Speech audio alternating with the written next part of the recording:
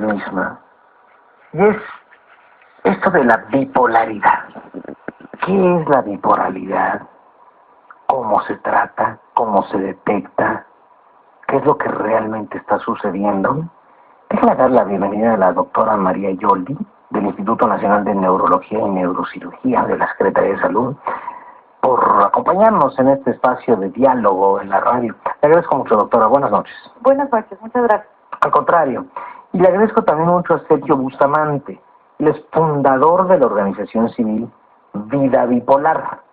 Precisa y justamente, pues para dar un testimonio de qué es esto, pues de vivir con esa bipolaridad. Don Sergio, le agradezco mucho que esté con nosotros. Buenas noches. Muchísimas gracias, Ciro. Realmente te agradecemos muchísimo el espacio y todo el tiempo. Al contrario, y bueno, empecemos por el principio. ¿Qué les parece? Doctora, ¿qué es la bipolaridad para poder entenderlos? Bueno, pues cuando hablamos de esto, los médicos le llamamos el nombre, digamos, médico científico aceptado, es trastorno bipolar, antes llamado trastorno afectivo bipolar y antes incluso llamado enfermedad maníaco-depresiva, ¿no? Estamos hablando de una enfermedad en la que hay dos, digamos, polos en los que el afecto se ve alterado, es decir, el estado de ánimo. Primero podemos ver una fase como depresiva en la que la persona se siente triste, sin ganas de hacer las cosas, con pérdida de la energía, pobre sueño, etcétera. Y otra fase en la que más bien lo vemos muy alegre, eufórico, con el estado de ánimo elevado, mucha energía, muchos planes, pensamiento muy rápido, etcétera. Todas estas cosas le llamamos un episodio de manía. Entonces son estos dos episodios, un episodio depresivo, un episodio maníaco y obviamente en medio mucho tiempo en el que también a lo que le llamamos los médicos eutimia, que es el momento en el que el afecto está, digamos, estable, normal. En ese sentido, doctora, ¿cómo se puede detectar? Porque todos estamos conscientes y de acuerdo en que todas las personas tienen momentos de euforia, de tristeza, de alegría, se ríen, lloran, etcétera, etcétera. Entonces, ¿cómo saber cuándo una persona realmente padece de este trastorno bipolar? Claro, la gran diferencia que vemos aquí con respecto a una persona que no padece este trastorno es la duración de los episodios. Es decir, a nosotros nos puede ser normal estar tristes si algo malo sucede o algo así, pero pues digamos que puede durarnos algunas horas, algunos días, pero en el trastorno bipolar estamos hablando de semanas o incluso meses en los que la mayor parte del tiempo, la mayoría de los días, se está alterado este estado de ánimo. Es decir, la persona, independientemente de lo que esté ocurriendo a su alrededor, va a estar triste. Es decir, puede que toda su vida esté bien, sin embargo la persona está triste, sin energía, sin ganas de salir, y la misma persona no se explica por qué. Y otros episodios en los que a pesar de que las cosas puedan estar yendo muy mal, ellos están muy alegres, con muchísimos planes, con la actividad, pues digamos, al 110% o 180%, y están como muy acelerados, pero por días continuos, es decir, durante por lo menos 5 días para hacer el diagnóstico, pero normalmente son episodios que duran meses. Doctora, ¿cómo se llega o se obtiene o se adquiere esta condición de la bipolaridad? Es decir, ¿cuál es su origen? Tiene un origen que llamamos nosotros multifactorial, es decir, ocurren muchos factores para que se dé. El principal factor que conocemos hasta ahora es un factor genético, es decir, hay muchos genes que están involucrados en la génesis de este trastorno. Eso no quiere decir necesariamente que lo vayamos a heredar, es decir, no es algo que vayamos necesariamente a transmitirle a nuestros hijos, pero es algo que sabemos que está presente en los genes, es decir, en genes que regulan pues los ritmos biológicos del cuerpo, que regulan los neurotransmisores, que son estas sustancias que están en el cerebro actuando, los receptores a esos neurotransmisores en el cerebro. Es decir, es una enfermedad en la que biológicamente están alteradas las cosas y que además hay otros factores que influyen. Por ejemplo, pues todas las cosas que están pasando alrededor pueden precipitar los episodios. Por ejemplo, el perder el empleo, el divorciarse, ese estilo de cosas pueden precipitar episodios en personas vulnerables. O sea que es algo que también es físico, no nada más emocional.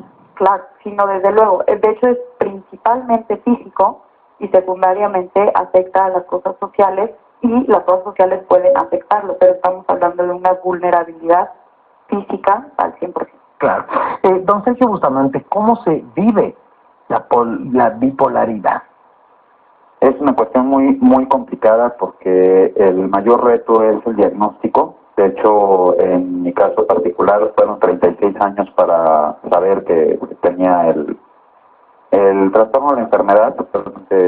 Los términos nos llegan a confundir de repente un poco a los pacientes. Es importante que sepamos que los médicos tienen una terminología que de repente nos llegan a confundir como pacientes, que a mí fue una de las cosas que me complicó un poco el diagnóstico. Entre los episodios que llegamos a tener, tenemos periodos que nos interesan demasiado las cosas. Cuando estamos muy bien, realmente pues lo último que hacemos es ir al doctor, porque empezamos con lo que le llaman episodios de hipomanía, que es cuando estamos más creativos que nunca, estamos con muy poco sueño, dormimos muy poco y estamos muy descansados. Hay veces que podemos estar 2 días sin dormir y al tercer día estamos como si hubiéramos dormido las 8 horas completas. Por la euforia. Por la euforia, pero es una euforia muy curiosa porque se vuelve muy productiva. Uno está como en un estado de lucidez mental que, vamos, uno quisiera todo el tiempo estar ahí, pero la contraparte es que también empezamos a perder el nivel de consecuencias de nuestras acciones. Por ejemplo, te llegan a hacer compras compulsivas, empezamos a generar necesidades que no tenemos. De repente, yo siempre pongo esto como un ejemplo, y es porque creo que a muchas personas que hemos visto les llega a pasar. A mí me pasó que de repente me interesó el boliche, y de la noche a la mañana puede estar inscrita en torneos el lunes, el martes, el miércoles, el jueves, y el viernes yo estaba organizando una liga de boliche propia. Qué bárbaro.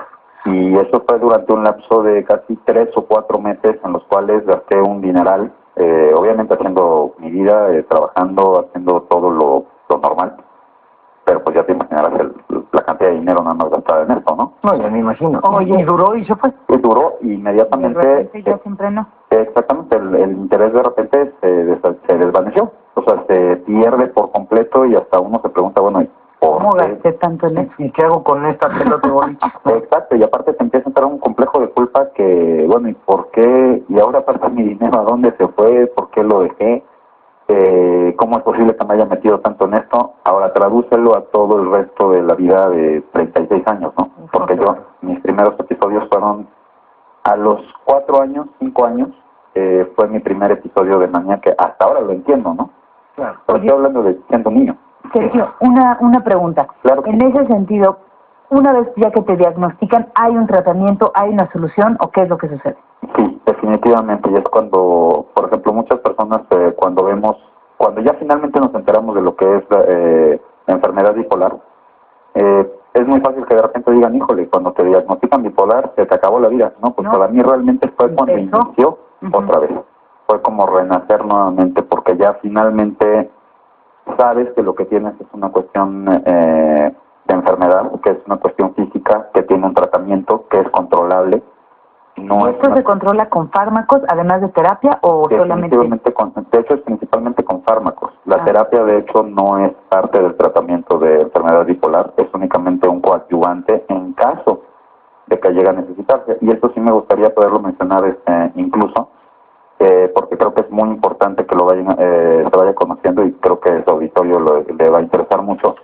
Uno de los más grandes problemas que hemos visto con el país, y es por lo que yo decidí que en el momento que pudiera estabilizarme un poco, mediante vida bipolar, íbamos a tratar de que la gente no cayera tan bajo como yo llegué. Yo, en el momento que ya me diagnosticaron, fue porque la enfermedad progresó tanto al nivel de tener una convulsión. Esto es algo que yo creo que ya le debe de llegar a la gente a dar una idea de qué tan fuerte es la enfermedad, de que te pueda dar una convulsión, que se confundan incluso los síntomas. Cuando yo la tuve fue, literalmente yo pensé que lo que estaba teniendo era un derrame cerebral.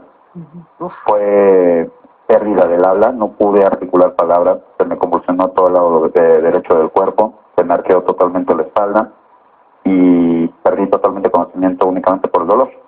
Qué bárbaro. Doctora María Yoldi, ¿a dónde puede acudir las personas en el caso de que sientan que sus síntomas coinciden con eso? Se nos acaba el tiempo. ¿Me puede decir teléfono del Instituto Nacional de Neurología y Neurocirugía? Claro, por supuesto. Es el 5606-3822. Yo le agradezco mucho, doctora, que nos haya acompañado en estos diálogos por la radio. No, al contrario, muchísimas gracias por el espacio. Creo que es muy importante que justamente se sepa más acerca de esto y si tienen cualquier duda, por favor, acérquense para la evaluación. ¿Una página web?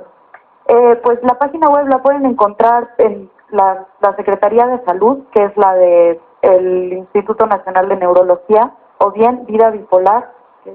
Sí, es vidabipolar.com y ahí están también los datos de contacto con el mail, que es info@vidabipolar.com, que ahí les agradeceremos todo el apoyo que se pueda para. Entonces, www.vidabipolar.com. Así es. Perfecto, mi querido Sergio Bustamante, fundador de la organización civil Vida Bipolar. Gracias a ambos por estar con nosotros. Muchas gracias. Buenas noches. Gracias, muy buenas noches. Bueno.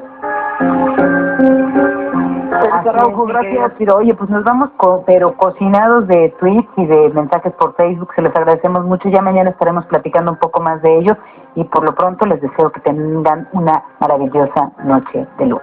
Gracias, mi querida Erika. Gracias a todo el equipo de Reporte 98.5, tercera emisión. Gracias, Mayor Bermúdez. Así son las cosas y así se las hemos contado a usted. En nombre de este gran equipo de radio, servidor cívico